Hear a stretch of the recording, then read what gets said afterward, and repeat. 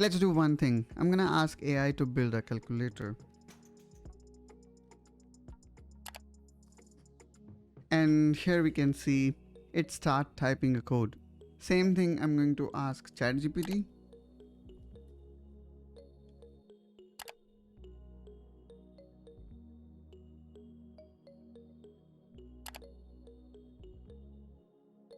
Now here we have our calculator ready.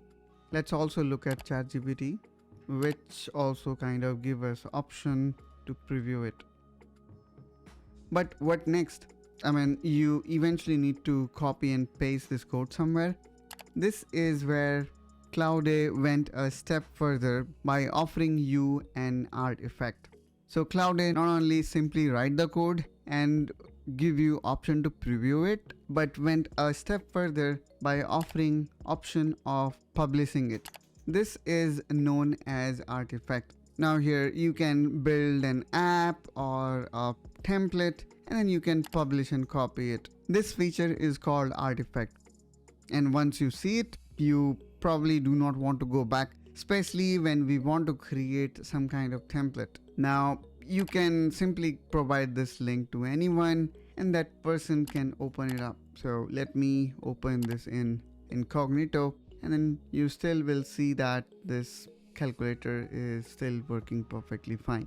And there is one more option. One can customize it or can, take this artifact to another level by adding this artifact to his account and can further modify it. This is really a very nice way to develop new things. Now, as I said, sometimes people get confused that artifact can only be some interactive app, but that's not the case, guys. It can be anything.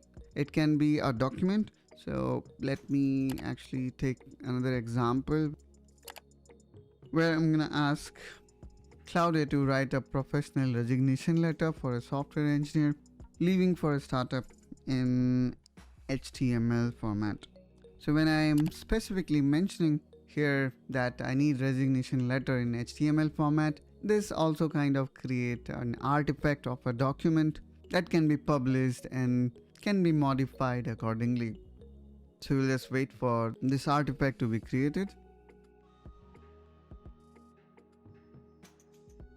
And that's all. So here on the right hand side, we can see this letter is acting as a template and can be used as many times as you want by publishing it as an artifact. Now the best thing I like about all these artifacts is that you can always go back and you can, simply select that particular artifact that you have created, and then you can ask for some kind of customization. For example, here I am just trying to call this existing artifact of calculator. Now if I click here on customize,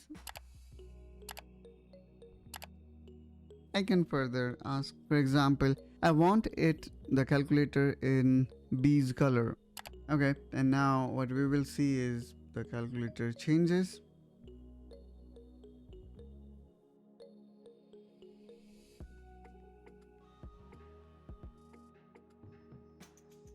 Now here what we see is the calculator changes the color based on what we wanted.